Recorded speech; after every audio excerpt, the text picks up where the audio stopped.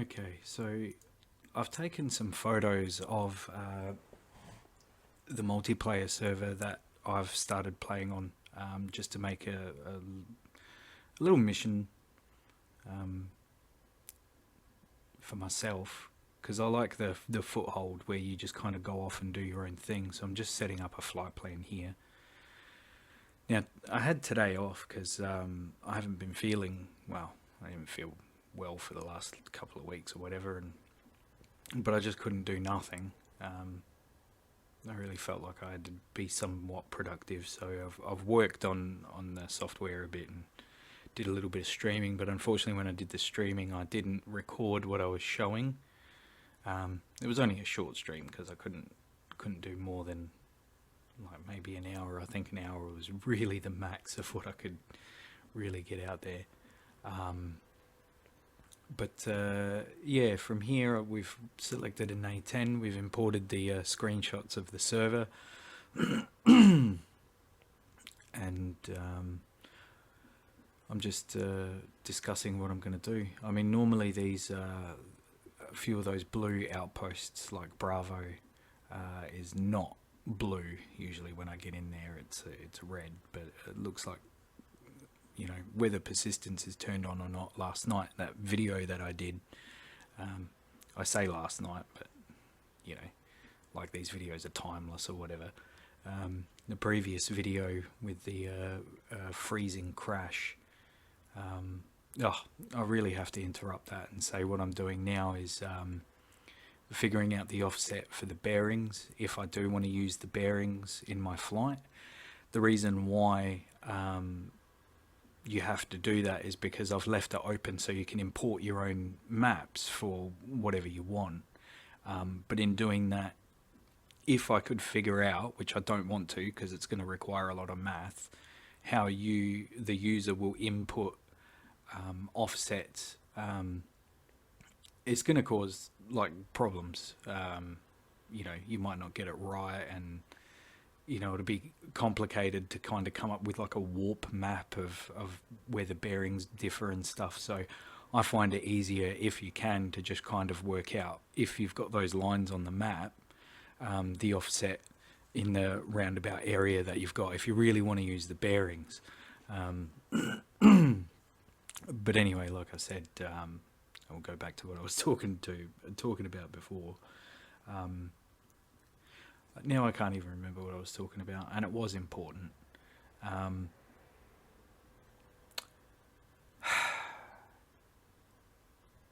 It was really good that I didn't record the microphone on this video, but yeah.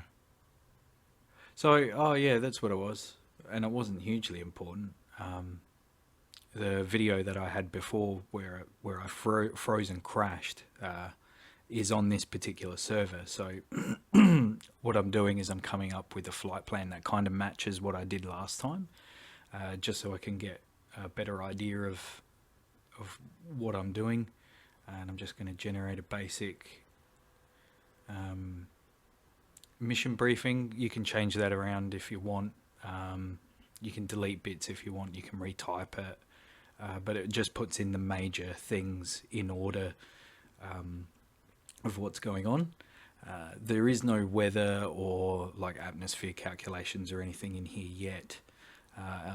The only thing that I've got in the coming up one is the new page that you'll be able to access. Has conversions for, you know, QNH, you know, from inches in mercury to centimeters in mercury and hectopascals and that kind of thing if you need it. But yeah, I've just generated a mission brief because I'm going to go ahead and I don't think I actually save it. I mean, I did save it myself after, because I want to revisit this and come up with some more flight plans and stuff, and kind of, you know, work out, you know, how much fuel and stuff I'll have left if I do a particular like route. You know, I'm thinking I might sneak around the back or something like that, if you know what I mean. But yeah, this is just me kind of recapping what I did last time. Generally what I do on this server so far is I go to alpha, which I've put a point of interest on there. and I'm just saving the last like 5 minutes because I thought, oh, okay, I might as well put this on YouTube as like a tutorial of how to use Shotgun Pinboard and you know really what it's for. I thought it was funny because when I started the stream, I've had people say, hey, send us a free copy and we'll stream it. And I thought, well, you're not really going to know how to use it. So, no. And then I thought, oh, you know what? I'll stream it myself. And I think I might do that next time I feel better and do like a full stream. So I'm just opening up the plan that I did before so I can edit it. Because you have to save everything to generate a mission briefing. So far we've got 2 waypoints really. Init position and 2 waypoints, and you can change those, which I'll show you at some point.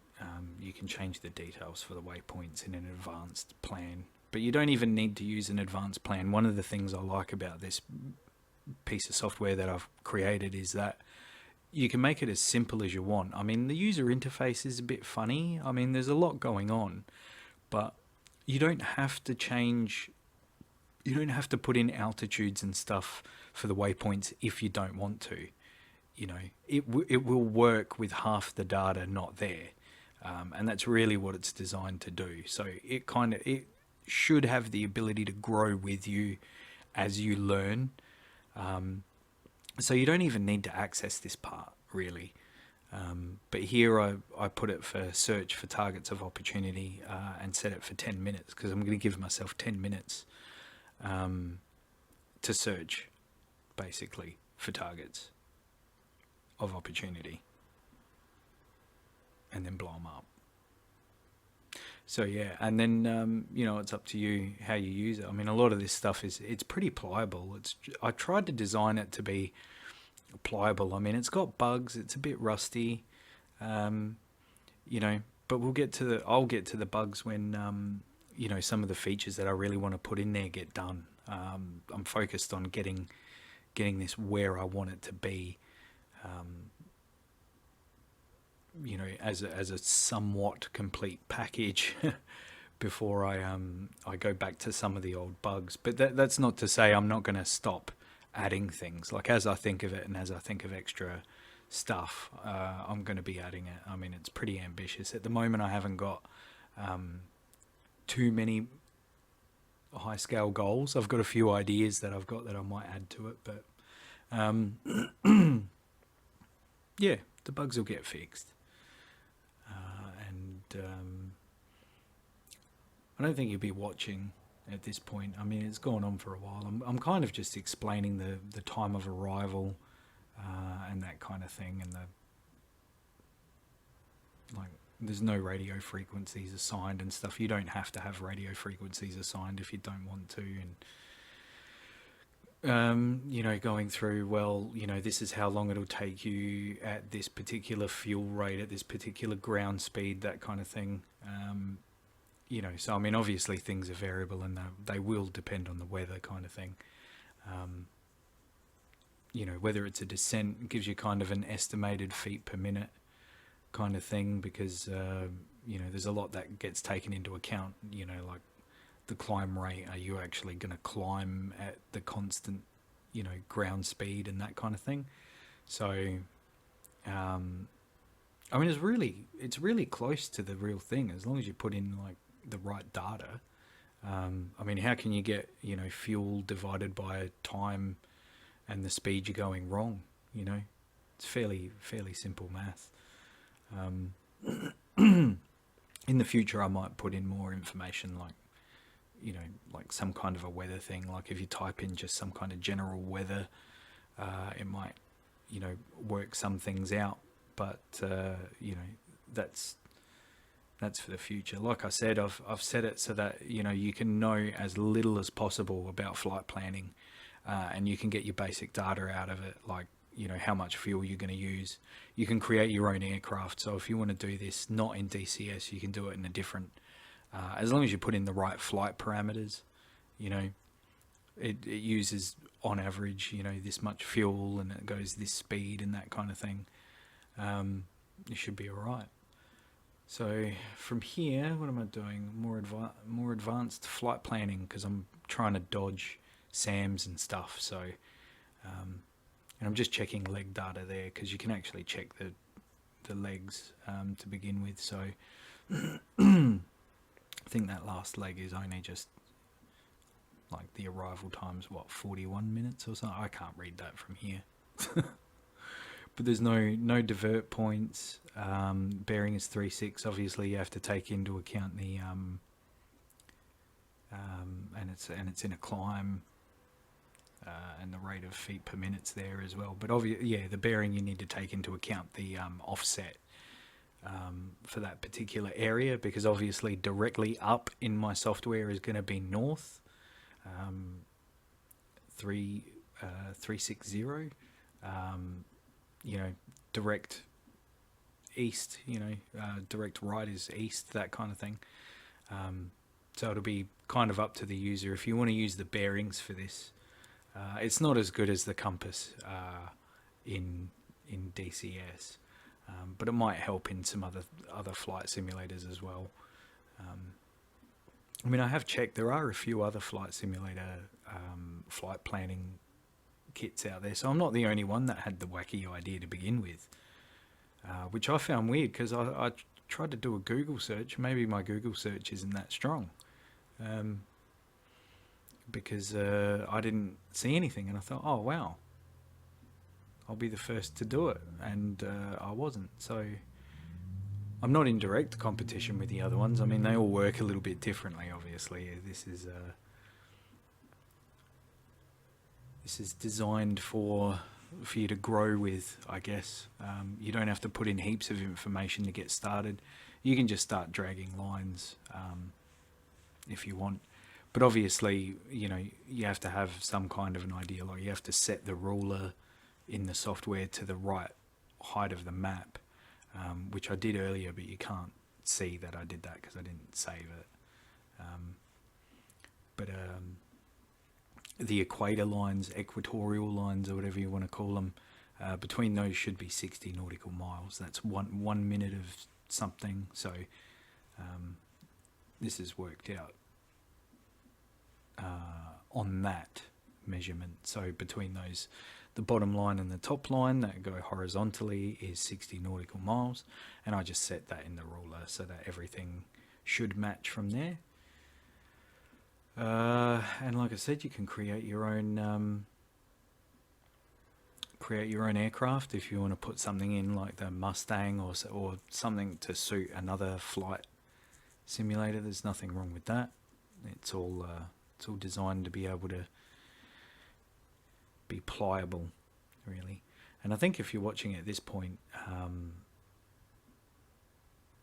and I haven't put you to sleep and you're still interested, I think you ought to put something in the comments, honestly, because at this point I'm just rambling over the top of me rambling over something else. So I'm probably trying to explain what's in the data there, but it's a great thing that I didn't actually record. So if you're still watching at this point, put in the comments Akira. I guess that'll probably be the best thing to show that you've actually watched it all the way through, because I don't think anyone's going to watch this at this stage. But yeah, I think I'm just explaining what the data means. Again, level flight and feet per minute. And I think some of that information is from the previous, and then some of that information is for the next waypoint. I mean, you can't have time of arrival for the previous waypoint on the next waypoint, if you know what I mean. So it's all it's all kind of all over the shop. And like I said, Akira, chuck that in the comments so we can at least tell whether you've actually seen this part. But yeah, it's a little bit chunky, a little bit broken, a little bit fruity, a little bit plucky perhaps, but we'll get there in the end. We'll fix all those problems and add some new features. Like I said, there's a feature I've been working on today as well, and I just thought I'd put this video out there, even though I feel rubbish, just because I feel like being productive, And I think I call it quits around here, because I just had enough. I think about an hour was the most I could sit down.